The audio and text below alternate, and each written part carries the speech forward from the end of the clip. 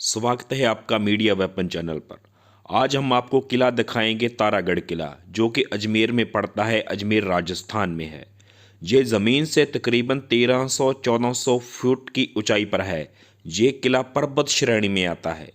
कहा जाता है कि तारागढ़ किले का निर्माण 683 ईस्वी के आसपास चौहान शासक अजयपाल ने आरंभ करवाया था। इस शासक के वंशज चौहान अजयराज ने 1113 ईस्वी के आसपास बड़े निर्माण करवाए थे। इस किले का नामकरण के बारे में आपको बताऊं कि चौहान शासकों ने इस किले का नाम अजमेरू रखा था।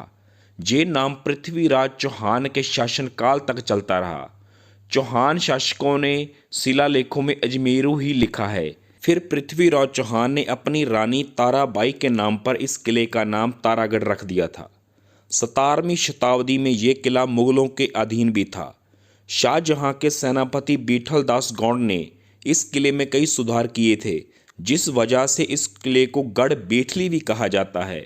यहाँ पर जाने के लिए कई रास्ते और दरवाजे पार करने पड़ते हैं, जिनमें से लक्ष्मण दरवाज़ा, फूटा दरवाज़ा, बड़ा दरवाज़ा, भवानी पुल, हाथी पुल आदि पार करके जाना पड़ता है। ये बहुत ज़्यादा ऊंचाई की होने की वजह से काफ़ी घूम घमा कर पहुँचना पड़ता है। जहाँ पर पहले सड़क नहीं हुआ करती थी, 1832 ईस्वी में अंग्रेज़ों ने यहाँ पर सड़क का निर्माण करवाया था। कहा जाता कि इसकी जो दीवारें हैं उनकी चौड़ाई 20-20 फुट है। इस किले में बहुत सारे बुर्ज हैं जिन पर तोपें रखी हुआ करती थी। ये किला ऊंचाई पर है और कांटेदार झाड़ियों से घिरा हुआ है। ये सुरक्षा पक्ष से बहुत ज़्यादा मजबूत किला है। यहाँ पर कई महल और मंदिर हुआ करते थे, मगर वो सब नष्ट हो चुके हैं। यहाँ पर घी, अनाज और तेल के भंडार के लिए कई कुएं भी बनवाए गए थे, जिनमें वो 1 साल तक राशन रख सकते थे, मगर ये सब कुएं अंग्रेज़ों ने बंद कर दिए।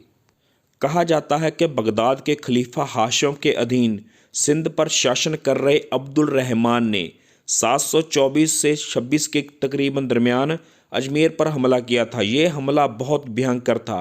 इसमें बहुत सारे राजाओं ने राजा दुर्ल बरहाज का साथ नहीं दिया था, जिस वजह से परिवार का हर जी तलवार लेकर मैदान में लड़ा था। चौहान रानियों ने अपने आप जौहर की रस्म कर ली थी। आखिर दुर्ल बरहाज की हत्या हो गई थी और फिर इस किले पर मुसलमानों का राज हो गया था। फिर कुछ सालों के बाद इस किले पर चौहान शासकों ने कब्जा कर लिया था। महमूद गजनबी ने भी यहाँ पर हमला किया था, मगर वो कामयाब नहीं हुआ था। इस किले में चौहान, मुसलमान, दिल्ली सल्तनत, अलाउद्दीन खिलजी, राठौड़, गुजरात के सुल्तान, शेर शाह सूरी, मुगल और अंग्रेज़ों का भी अधिकार रहा था। 1287 के करीब पृथ्वीराज चौहान के वंशज हमीर देव ने अपने पुरखों की धरती पर अजमेर पर कब्जा कर लिया था। यह घटना बलबन की मौत के बाद की है। दिल्ली की सल्तनत तब अलाउद्दीन खिलजी के हाथ में थी। अजमेर उसके हाथ से निकल चुका था, मगर उसे बहुत ठेस पहुंचा रहा था कि वो सोच रहा था कि ये किला मेरे अधीन होना चाहिए।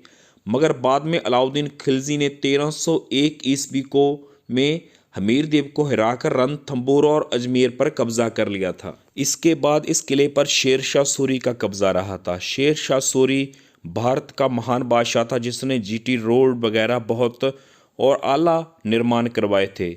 इसके बाद फिर मुगलों का कब्जा हुआ। कहा जाता है कि अकबर बादशाह अजमेर पैदल चल कर आया था। अकबर, जहांगीर, शाहजहां, औरंगजेब के अधीन भी ये किला रहा था। 1790 के करीब फ्रांसीसी जनरल डी बोगने ने आना सागर झील के पास तोपें रख ली थी और उसने अजमेर शहर पर बमबारी की। आखिर धनराज सिंधी अजमेर जाता देखकर गढ़ बेठली, मतलब कि इस किले में, तारागढ़ किले में आग ठहरा था। मराठों ने अजमेर पर कब्जा कर लिया था, मगर इस किले पर कब्जा नहीं हुआ था, क्योंकि फ्रांसीसी और मराठी एक साथ लड़ रहे थे। मराठों ने ऊंचाई पर तोपें रखी, मगर फिर भी इस किले का कुछ ना बिगाड़ पाई। इस किले के अंदर 1 साल तक राशन और पानी मौजूद रखा जा सकता था। फ्रांसीसी गवर्नरों ने अपने हाथ खड़े कर दिए थे। आखिर महाराजा विजय सिंह ने महाराजा धनराज सिंधी को कहा कि आप ये किला मराठों को वापस कर दें, मगर धनराज सिंधी ये किला छोड़ना भी नहीं चाहता था और विजय सिंह का कहना मोड़ना भी नहीं चाहता था। तो इसलिए उसने धनराज सिंधी ने जहर खाकर आत्महत्या कर ली और बाद में इनके बीच संधियाँ हो गई। फिर 1816 ईस्वी में दौलत राव सिंधिया ने बापू सिंधिया को अजमेर का गवर्नर बनाया था। उस समय राजपूताने की 17 रियासतें थीं, जिनमें से ईस्ट इंडिया के समझौते हो चुके थे। हेस्टिंग्स की निगाह अजमेर पर थी। वो चाहता था कि इस किले को राजधानी बनाकर 17 रियासतों पर कंट्रोल किया जा सकता है। 1818 ईस्वी में कर्नल निक्सन पैदल सेना लेकर यहाँ आया था। बापू सिंधिया को दौलत राव सिंधिया का हुक्मनामा दिखाया गया, मगर बापू सिंधिया ने किला छोड़ने से इनकार कर दिया। अंग्रेज़ों ने कहा कि अगर आपने किला नहीं छोड़ना है तो कार्रवाई के लिए तैयार रहें। बाद में बापू सिंधिया ने खून खराबा होने के डर से किला छोड़ दिया और अपने परिवार समेत वो ग्वालियर चला गया। इसके बाद इस किले पर अंग्रेज़ों का कब्जा हो गया और उन्होंने राजपूताने को अपने में शामिल कर लिया था। सो आखिर में कैसी लगी जानकारी आप हमें कमेंट कर बताएं, शेयर करें। सो फॉलो करें मीडिया वेपन चैनल। धन्यवाद, मेहरबानी।